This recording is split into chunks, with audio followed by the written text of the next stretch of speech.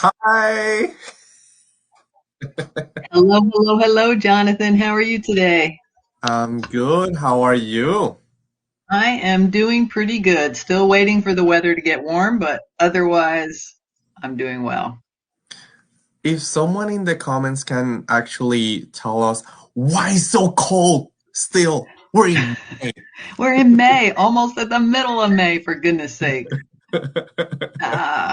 Crazy. But we won't dwell on that right now.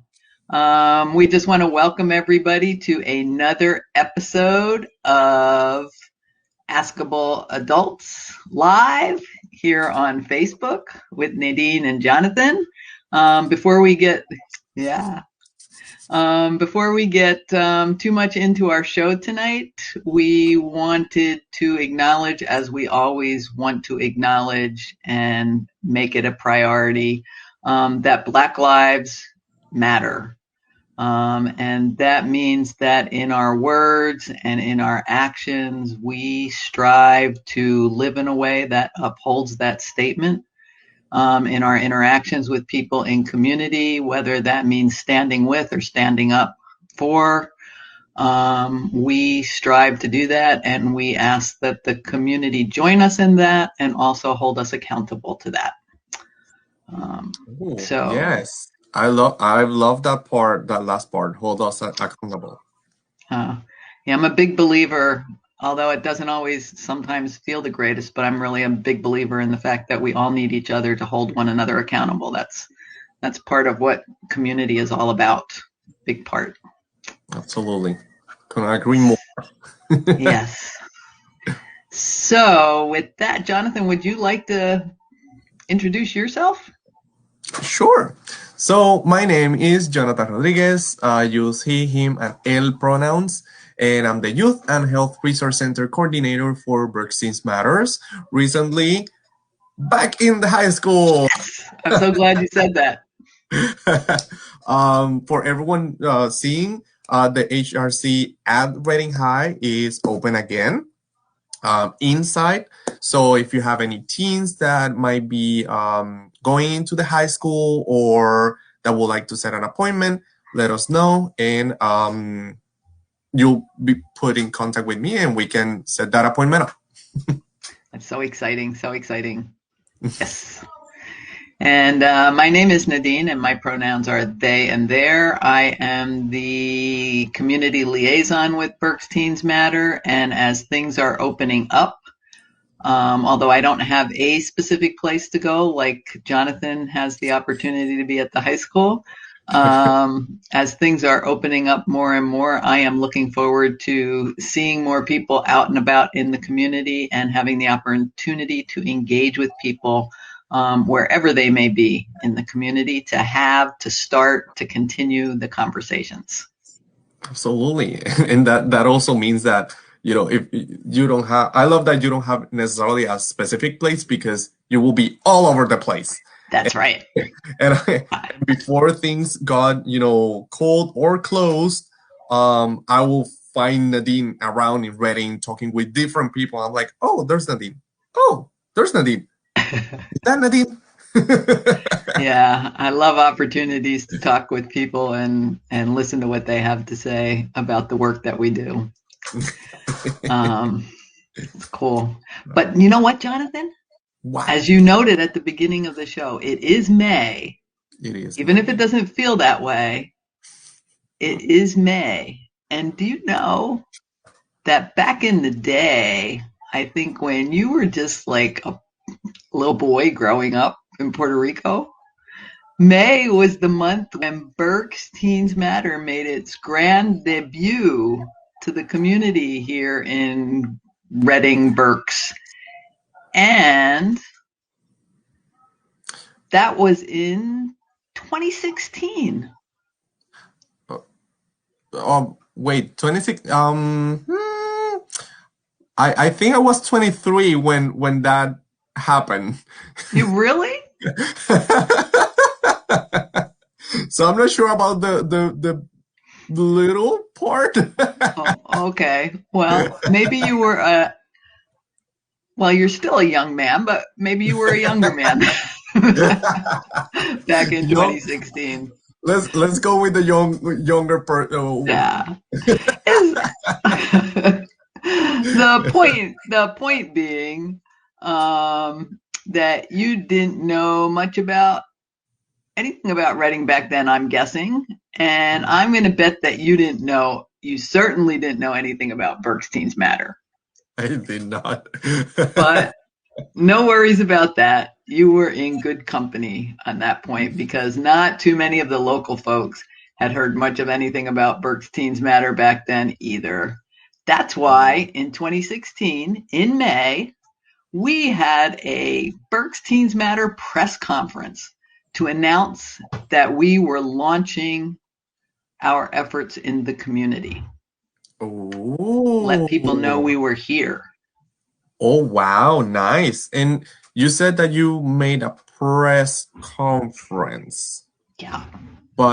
and you started on 2016? Yeah. But before that, there had been other things brewing, right? In Cook County and with different stakeholders or not? Yes, it's true. There were other things Oh. brewing, and we did have even a couple little public events. But really, for anybody else who might not know as well, Bergsteins Matter grew out of a work group that had actually been meeting for a few years to focus Mm. on the issue of teen pregnancy prevention, which the focus of the work group was that because at that time, and it was actually called the Teen Pregnancy Prevention Work Group. We weren't really super creative with names. That's a mouthful. It was a mouthful. But the stated purpose of the group was exactly that, to address teen pregnancy prevention. And it rose out of the recognition that the teen pregnancy rates in our community were much higher than rates in other surrounding communities, and also much higher than rates in the state of Pennsylvania. And so there was some concern in the community about how becoming parents at so early in life, at such a young age, about how that was affecting the lives of the people who were becoming parents themselves and also their children. Okay. Yeah. And well, I know what May is now, but did BTM started um because of a specific reason in May, or Yeah. Yeah, because actually Bergsteins Matter itself did form prior to that, and had okay. actually been working with, we had at the time like about 30 community partners, organizations and such. But we were kind of working quietly behind the scenes to Mm, develop our vision and our mission and our values and our goals and all those kinds of things. And so 2016, back then, way back then, Jonathan, when you were a young man in Puerto Rico, um, there was the month of May was actually considered to be National Teen Pregnancy Prevention Month. So that seemed like the perfect time to announce that this work group, what had been a work group, evolved into this full-blown initiative with so many community partners that were making a commitment to address the issue of teen pregnancy. Yeah. oh, okay, okay. Around 2016, maybe 2017. Well, 2016, I had family members living in Reading already, and I believe 2017, I visited them, but I've never heard about the Teen Pregnancy Prevention Month. And 2016 wasn't that long ago, I think. No, that was like 5 years ago, maybe. 5 years. Oh wow. But this month, I think, although it had been changed a while ago, I believe this is the first time that we are actually using this new name, because we change it to ways to, this month campaign, we change it to ways to prevent teen pregnancy month. So, but I'm also guessing that if people hear about, teen pregnancy prevention month and ways to prevent adolescent pregnancy, they might say or think like, but why change it if it's the same? And my response is that language is very important. You got that right, Jonathan. I do. I think that language is very important, and sometimes we don't think too much about the way that we say things. So, like today, I mean, at the time we had been the teen pregnancy prevention work group, it made sense to, or it seemed to make sense to be marking this teen pregnancy prevention month. Um, Good way to get the conversation started. Mhm. But today, 5 years later, it's clear to me that the conversation really has to be deeper than prevent teen pregnancy. I mean, calling it now like ways to reduce adolescent pregnancy, I think is a step in that direction because Mhm. it moves the conversation from focusing on what it is we want to prevent to the ways we might try to have an impact. And to me, that's like a precursor to having conversations about what we want to promote. And so rather than focusing on what we want to prevent, to be able to begin to make that shift to what it is we want to promote in the community, I think is a much better approach. Yeah, and especially because when you say, for example, teen pregnancy prevention, you're like you said, we have this problem that we want to fix. But when we talk about ways to reduce, um, is not necessarily a problem or an issue because we kind of need to have conversations about the ways to reduce the adolescent pregnancy, and that will involve talking about um, different methods that we can put in place to reduce teen pregnancy, and some of them might be birth control, others might be educating and practicing better communication and actually promoting better relationships that in the end might reduce adolescent pregnancies. um, and we also want to we could also take what we're doing at BTM as an example of this. We're in the process of changing the name because, yes, Bergsteins still matters. That's not something that we're leaving to the side. But then the name might not reflect what we do with clarity. And also, we kind of want to to promote uh, what we want to promote. We kind of want it to be upfront and not necessarily in whispers, so people don't freak out. This tends to happen in our tabling events. That sometimes we have a parent with a young person, and we want to tell them what we do, but when we do, the parents sometimes have a little episode, They and get they get a little uncomfortable, they especially get if a their little. children are there with them. I think so, and especially because we don't necessarily feel the same way, although we try to understand them. Sometimes it's like, hey, it's actually promoting a conversation, more conversations with the young people in your lives, and sometimes that conversation starts with you and with us. We are the ones talking, so you can actually talk to your teens or to the kids in your lives.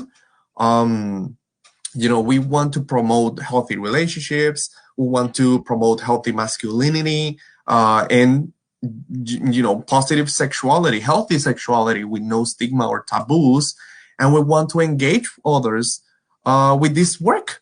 You see, we are only three, Bethany, Nadine, myself, and we can do so much. So we want to involve members of the community that haven't been involved before or yet.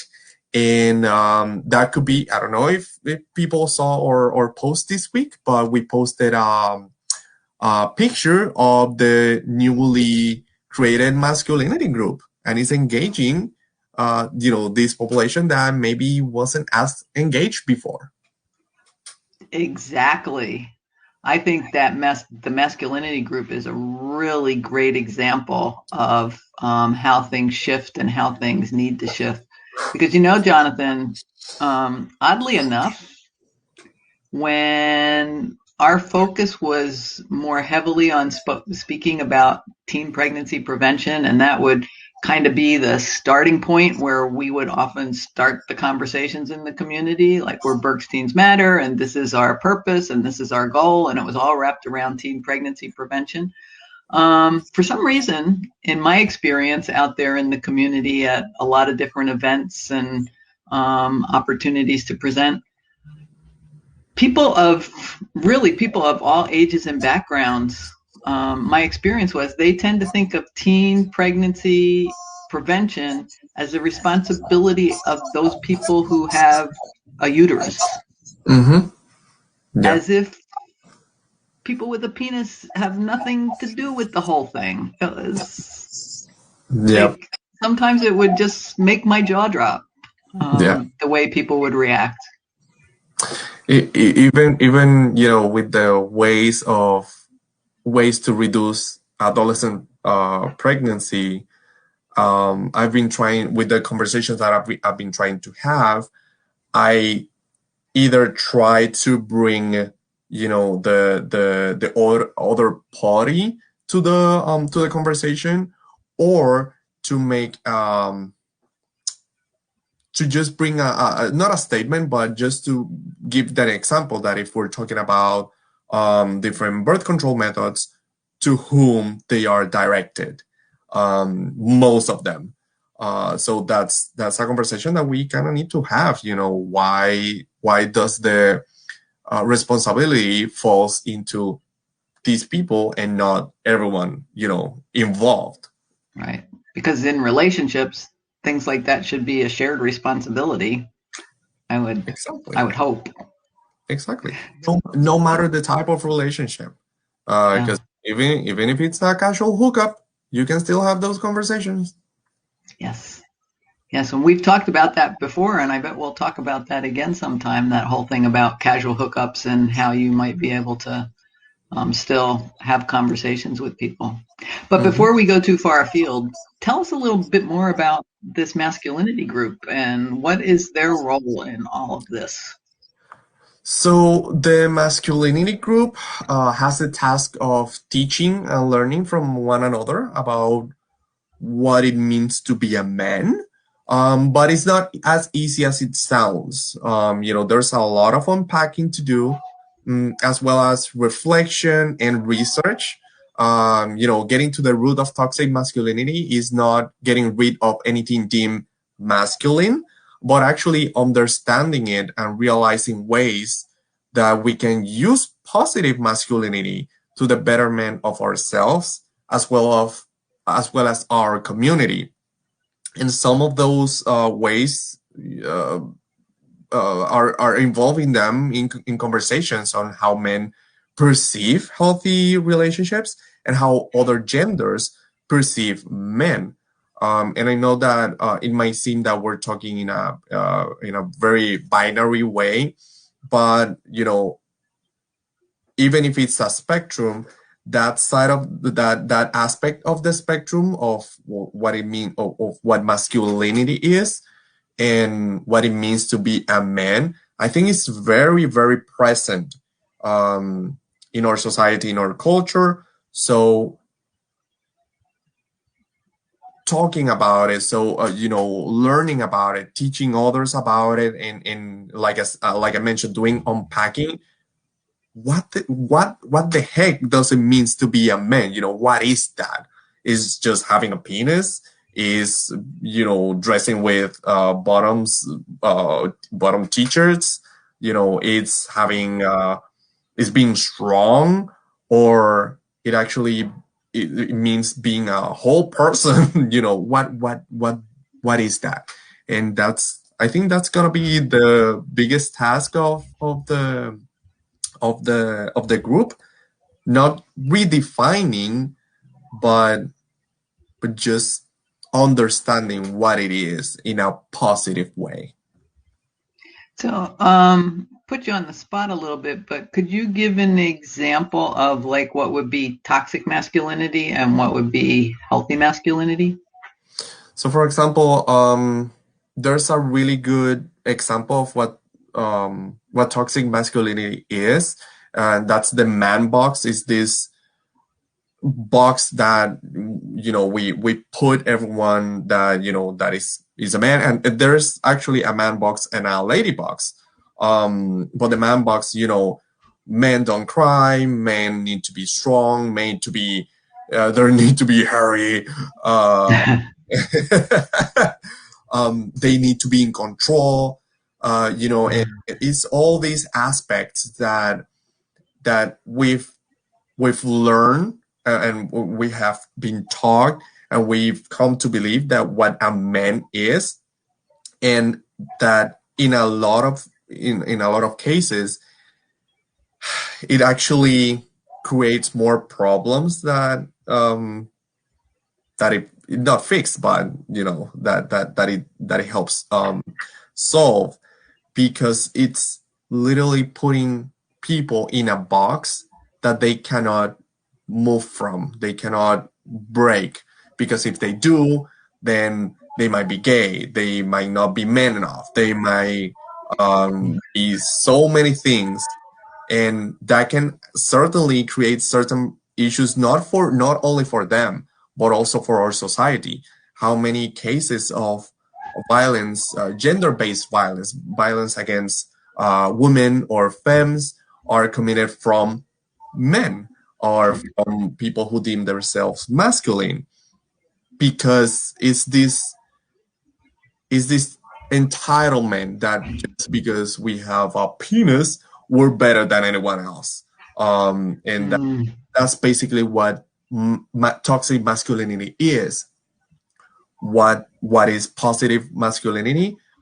Well, although I'm not necessarily the the spokesperson, but in my eyes, positive masculinity is not, at the end of at the most basic part, is not using yourself, not using who you are, not using your masculinity in a way that for you to be more of a man, you need to put down others.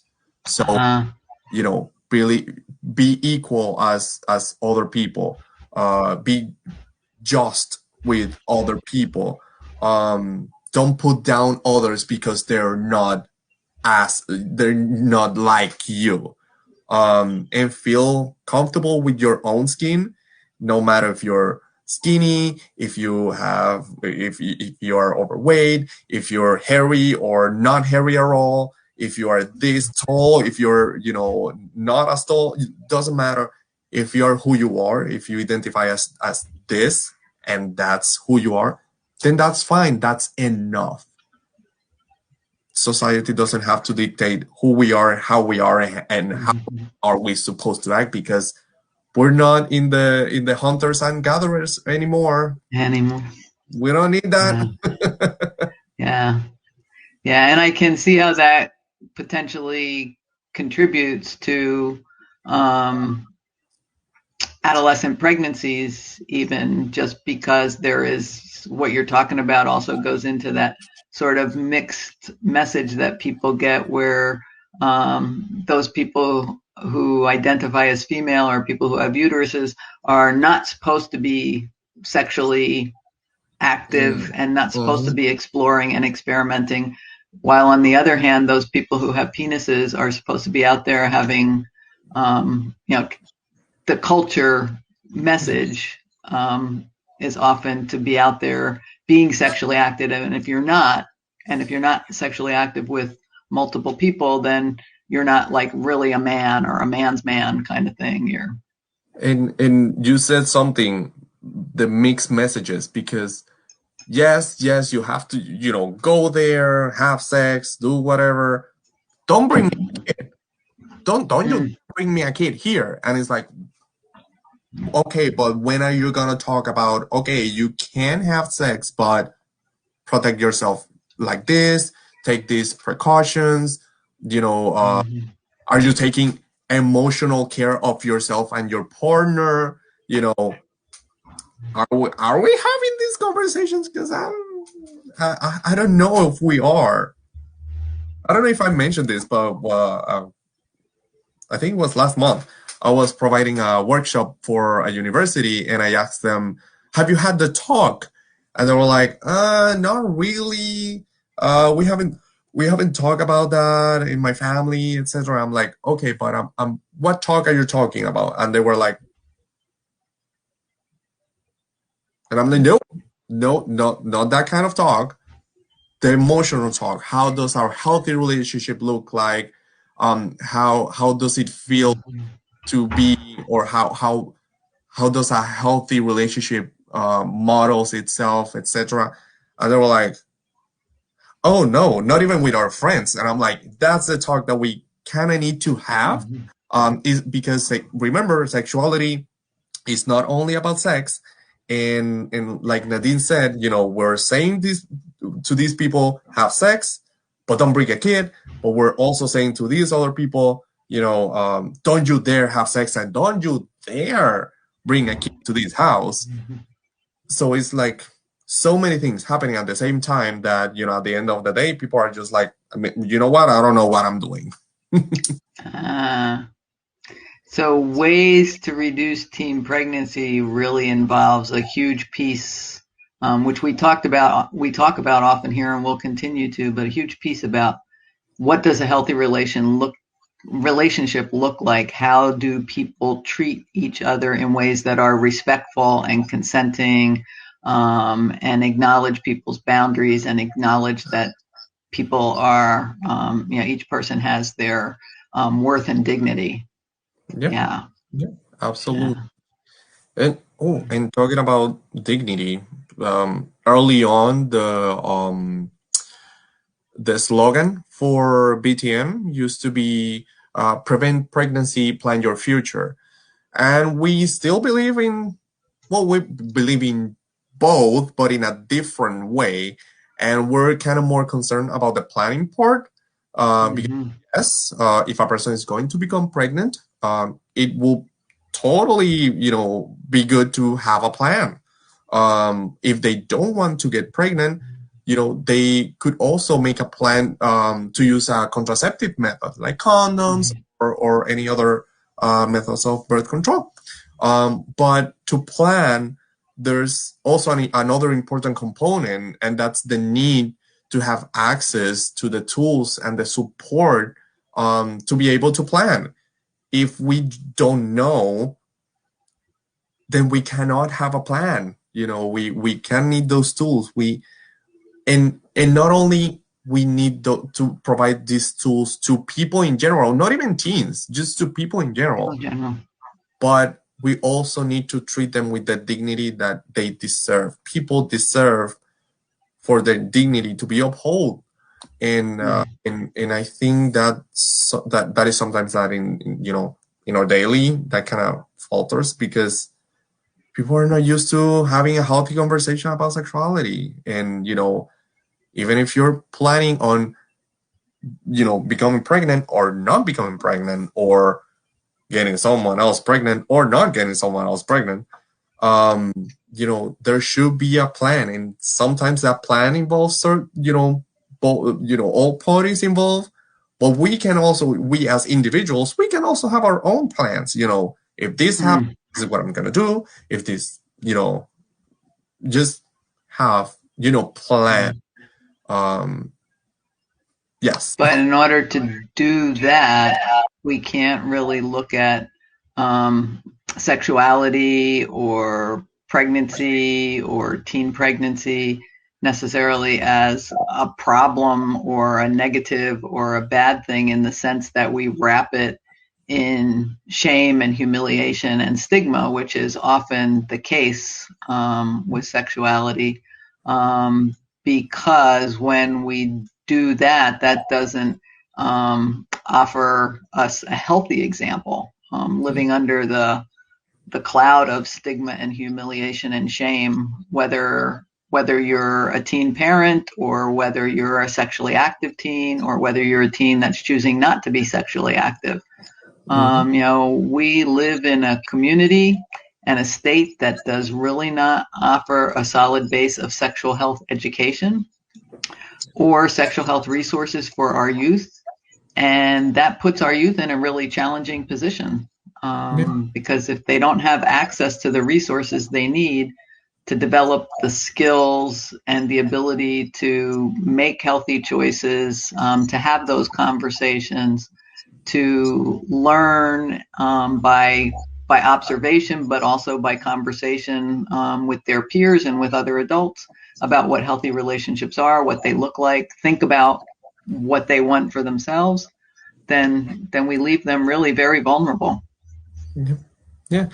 In I think especially for teens that might have been pregnant, that or for anyone, that is seeing us that, was a teenage parent, the the pressures, the stigma, the prejudice that we used to put into these people, did it solve anything? It probably didn't. It just created, um, it probably impacted their self-esteem, the ways they see life. Just because a person, an adolescent is pregnant doesn't mean that their life just, stopped or got ruined. No, Mm-hmm. if we Yeah. support them, and and and when we say support them, that doesn't mean, oh, the government needs to, that's not the way of thinking that we are trying to promote. But you want to have, you want to continue this pregnancy. These are the resources that you have available. These are the resources that will help you to finish or starting your career. It doesn't matter, because the community is gonna support you. Because remember, it takes a village. It takes a It village, does. and it takes a village, no matter the age, no matter the point in life that a person becomes pregnant, or because becomes a parent.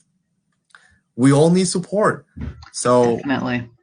that's what that's the big change that here at BTM we've experienced when we stop seeing teen pregnancy as a problem or a consequence, and we start seeing that the problem is and the issues are before, during, and after a pregnancy, because it's the need of for support in any of the stages, with all the people, Yes. the people that need to be involved in this work, and that's basically everyone. So yeah, we don't think that teen pregnancy necessarily is a problem. That's not the root of the root of the problem. The root of the problem could be a thousand things, different, that is not a pregnancy. So that's Exactly. what And that's why we're here working to change that, right? And as you said so well, Jonathan, we need everybody. It's really a community thing. We need everybody to be a part of the conversations and of the change, be a part of the change. Absolutely. And with that, I think we are done for today. And hopefully, we will see you on the next Askable Adults Live. Right. Yes, it'd be great. Bye bye.